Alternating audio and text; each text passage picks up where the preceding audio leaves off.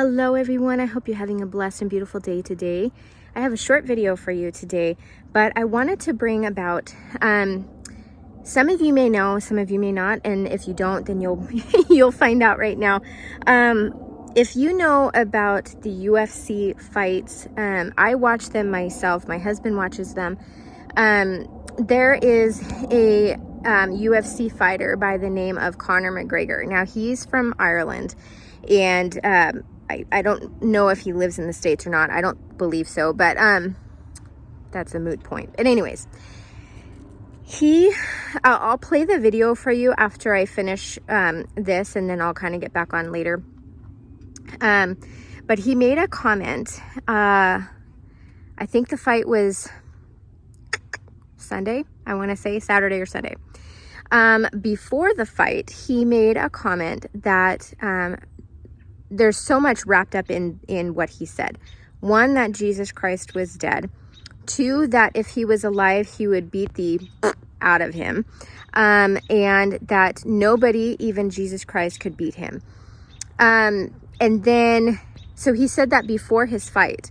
And then he got in the ring to fight. And I'm not joking you, okay? If this wasn't God,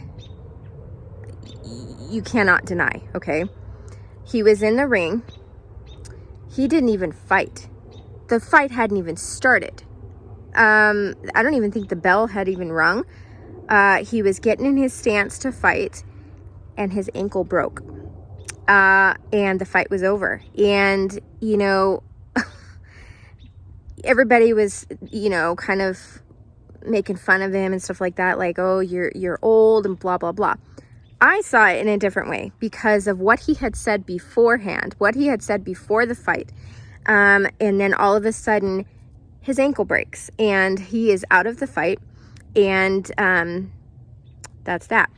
Now, you know, we know in Romans 6:9, and this is just one of many verses. I'm just going to read Romans 6:9. Knowing that Christ, having been raised from the dead, dies no more, death no longer has dominion over him. So this shows that he, in fact, is alive. He rose from the dead. So people of the world want to deny him so much. They want so badly to, you know, just nullify Jesus. They don't want anything to do with Jesus. They want so much to mock him and don't realize sometimes what they say. And I think a lot of times they have a spirit of demons, and, you know, they laugh and they mock and they think that it's funny. And, you know, what they don't realize is that God is still in control. And when you mock God, you know, God is not going to be mocked. And unfortunately, in his situation, he said what he said 3 different ways. He said what he said and God took care of it. Now, you know, I'm not saying that I want to see anybody get hurt. However, when you say something about my mighty and beautiful God, he's going to take care of it. And that's how we can know that our enemies, that we don't need to worry about our enemies. We can just lift them up to the Lord and allow him to take care of it, because, you know, when we get in our flesh and she's going to bark here in a second. She's stuck. Sorry, guys. That's why I keep looking over there.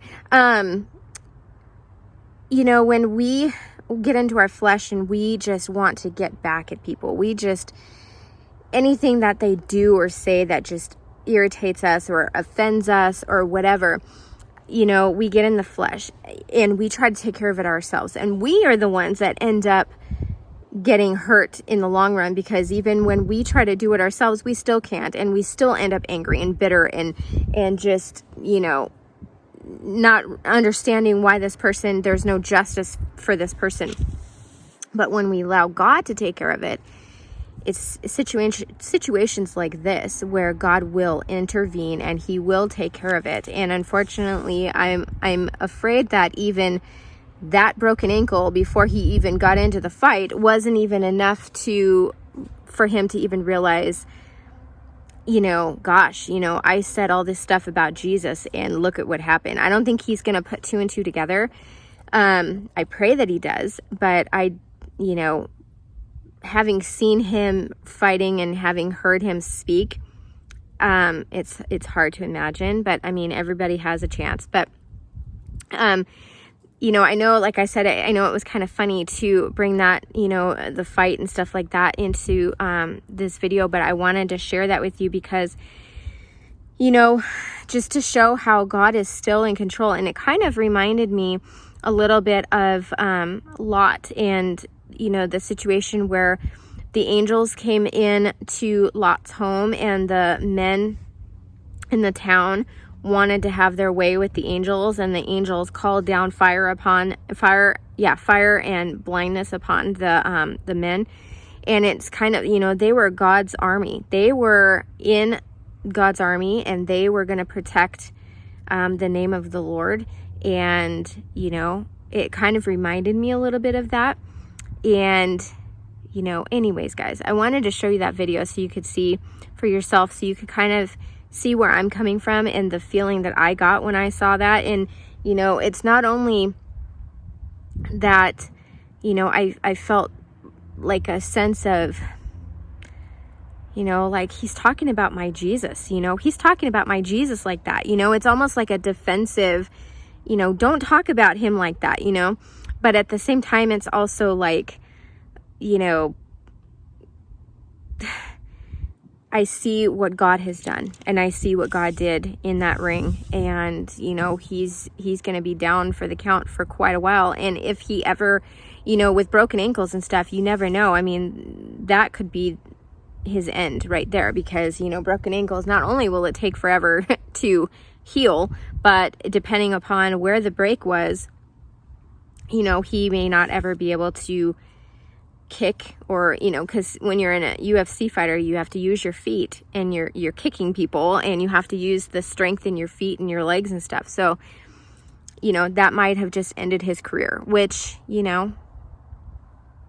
don't mock God. I mean, basically, don't mock God. And we know that Jesus is alive, that Jesus died on the cross and he rose again for you. And he is very much alive, and all the things that are happening globally are because of what is written in the Bible. He has forewarned us what is going to happen, so that when it happens, that we don't have to be afraid. We can look in our Bible. Our Bible is our newspaper, our daily newspaper. We can see what's going to happen and what is already happening.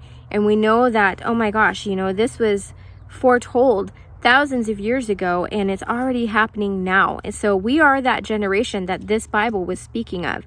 So Jesus, he died on the cross for you. He rose again. Praise God. If he didn't raise again, what hope do we have for our future? If he didn't raise again, then, how do we conquer death? We don't. We just become a nothing existence. If he didn't raise again, then, we just cease to exist. And that's not the case. And Satan wants people to believe that. And that's so sad that people actually do. But anyways, guys, I wanted to share that little thing with you guys. I know it's kind of silly, but I will play that video for you at the end so you can see. And then I'm going to kind of throw this in there. Well, it's completely different subject, completely. But I wanted to throw it in there. I think I posted it on my community tab. But if you didn't get to see it, here in America, our administration, our president, he's sorry, it was a fly.